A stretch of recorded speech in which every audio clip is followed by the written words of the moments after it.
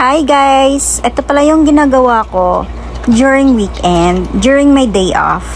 Syempre, naghuhugas ang Ferzen. Alam nga naman kayo, 'di ba? Ako lang mag-isa dito kaya syempre maghuhugas ako. Tsaka mataas pala yung lababo namin, guys. Kaya tignan niyo naman, parang kasing height ko na.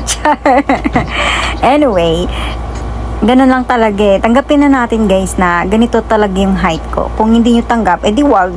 Char. At least multitasking ako, 'di ba? Naghuhugas habang nanonood ng movie. Charing! Ngayon lang pala ako nag-post ulit kasi nga tinatamad ang beshi nyo. Tinatamad na akong mag-post. Nakakaloka. May pinagdadaanan lang kasi ako mga beshi. May inaayos lang din ako. So, naging busy din ang bata. Actually, ipopost ko sana siya nung Saturday or Sunday. Or nung Monday. Kaso, grabe, tinatamad talaga ako. Okay, anyway, pagkatapos maghugas, syempre magwawalis tayo. And then, pagkatapos magwalis, magmamap. So, 'di ba ang bait-bait ng beshi nyo. Ganun kasi talaga pag mag-isa lang sa buhay. Syempre, ikaw na yaya, ikaw yung amo.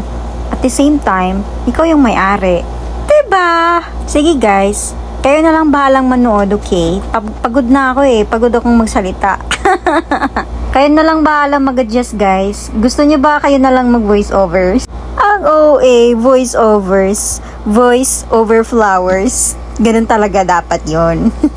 Alam niyo ba, guys? Kahit sa sobrang late ng boarding house ko, nakakapagod pa rin maglinis. Nakakapagod na nakakatamad.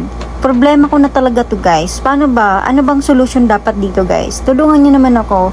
Help me please. Naalala ko tuloy guys, yung nag-aaral pa ako. Sabi ng teacher namin na ang batang masipag ay tumutulong sa mga gawain sa bahay. Siya yung gumagawa kahit na hindi inuutusan ng kanyang mga magulang.